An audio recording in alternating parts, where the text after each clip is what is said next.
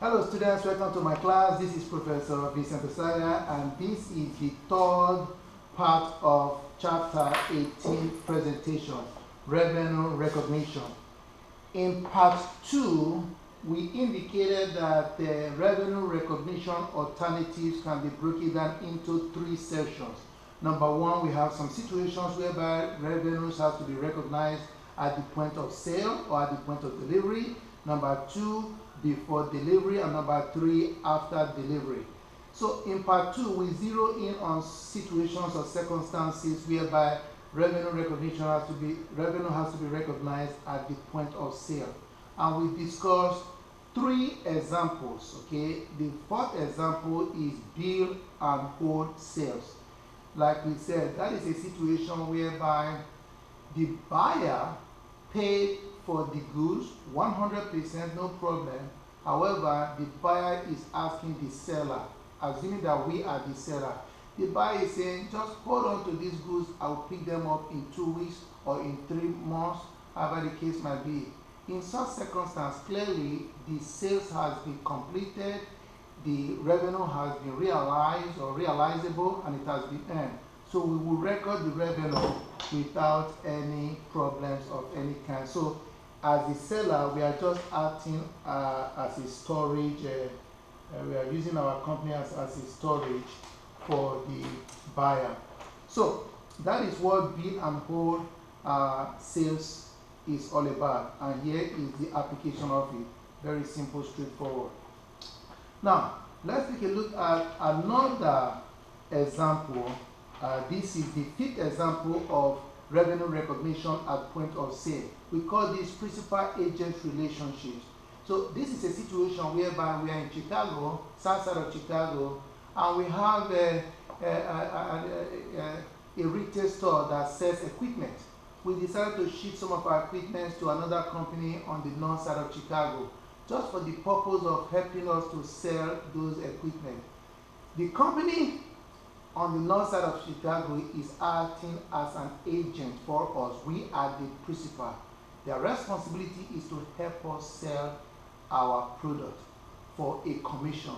So if they sell $1 million on our behalf, that company cannot recognize $1 million as revenue, because the $1 million revenue is for us, and the commission is what they recognize as revenue.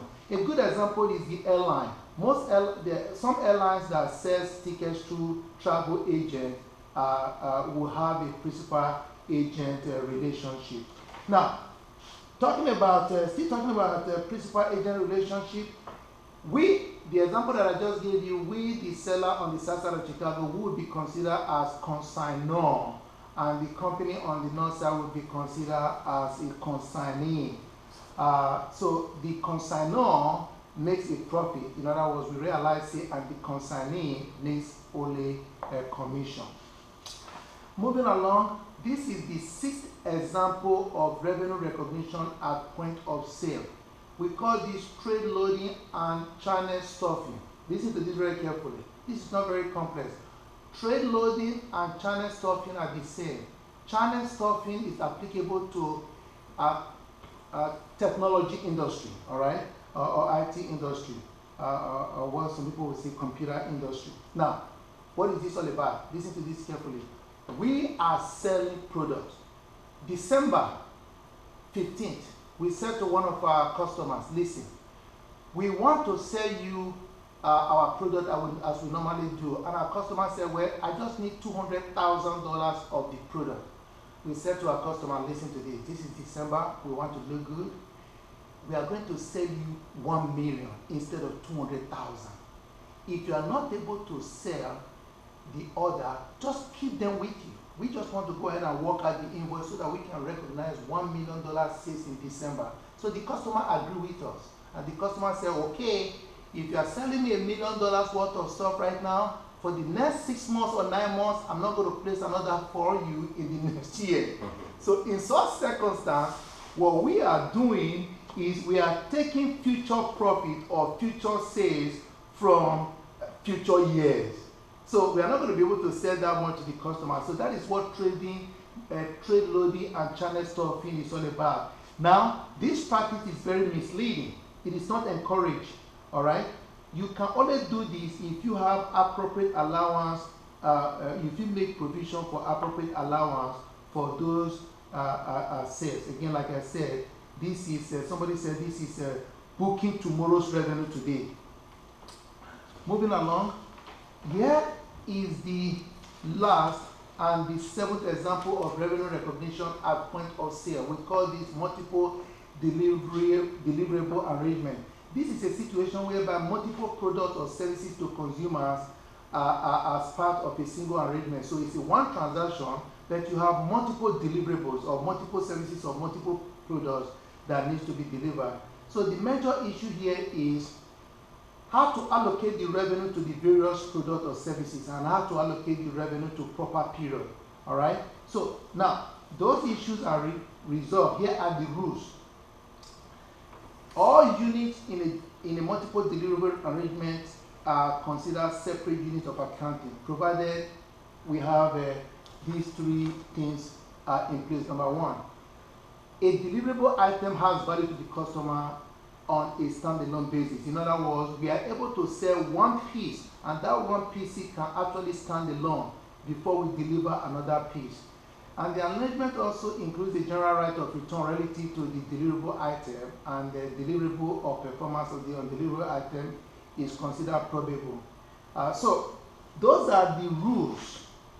And the next slide is just a diagram of the three rules that we just talked about. All right.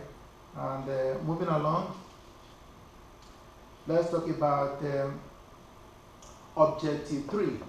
Apply the percentage of completion method for long-term contracts. Now, listen, remember we talked about revenue recognition being split into 3 groups. We have at the point of sale. We just talked about 7 examples relative to point of sale or point of delivery. Now, here is the second. We call this revenue recognition before delivery. What are we talking about here? We are going to recognize or record revenue before we actually deliver the product to the customer. What situation would cause that to happen? Listen to this very carefully. Remember the Willis Tower, they used to call it a Sears Tower? That construction took 3 good years. It is not, now, if the company that was responsible for the construction wait for 3 years, that means for the first year and the second year, they would not recognize revenue. But in actuality, they have earned a piece of the total revenue of that project. So in such circumstance, that kind of company will use the percentage of completion method in recognizing or recording revenue. So we said that a good example of revenue recognition before delivery is long-term construction industry. So we have 2 examples here. The 2 examples are percentage of completion and completed contract method. What is the rationale? Here, like we said, the rationale is that the buyer and seller have enforceable right. So therefore, a percentage of the revenue can be recognized piece by piece. Now, let's take a look at the rules.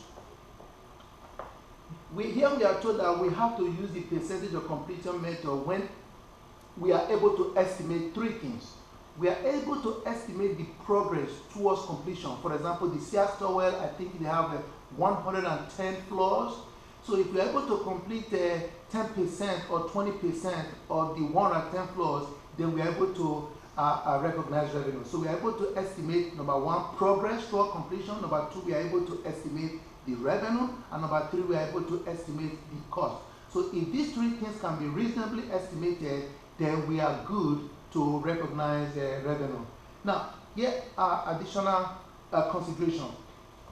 The contract between both parties has to be clearly, there has to be an enforceable right between both parties.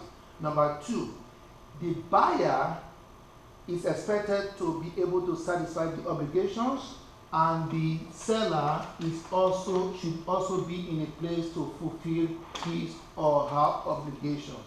Now, the company should use the completed contract. That is the second method. The completed contract method says you should wait until the project is completed before you recognize revenue.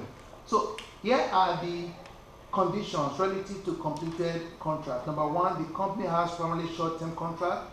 It's short-term. Number two, the company cannot meet the conditions for using the percentage of completion method, so this becomes a default if the conditions of a percentage of completion method are not met, and there are some inherent hazards in the contract beyond the normal recurring risk.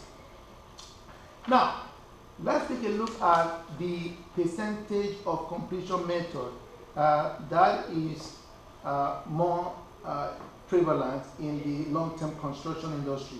So, a couple of things you need to know here. Number one, like we said, we need to be able to estimate three things: the progress, number two, revenue, and the cost. So, how do we measure the progress? We need a basis for measuring the progress towards completion. Most common method is cost by cost. What are we talking about here? So if you are looking at a $1 million project, in other words, the total cost is going to be $1 million. If you spend $100,000, then you have spent 10% of the total cost. So cost to cost is one very popular method, and another method that is very popular is units of deliverable method. For example, I use the Sears or Willis Tower example. 1 are 10 floors. They use it. They use the number of floors that have been completed. Now, having said that, let us now take a look at the formula for the revenue recognition for a percentage of completion method. So we are going to dig into this in the next part of this presentation. At this point in time,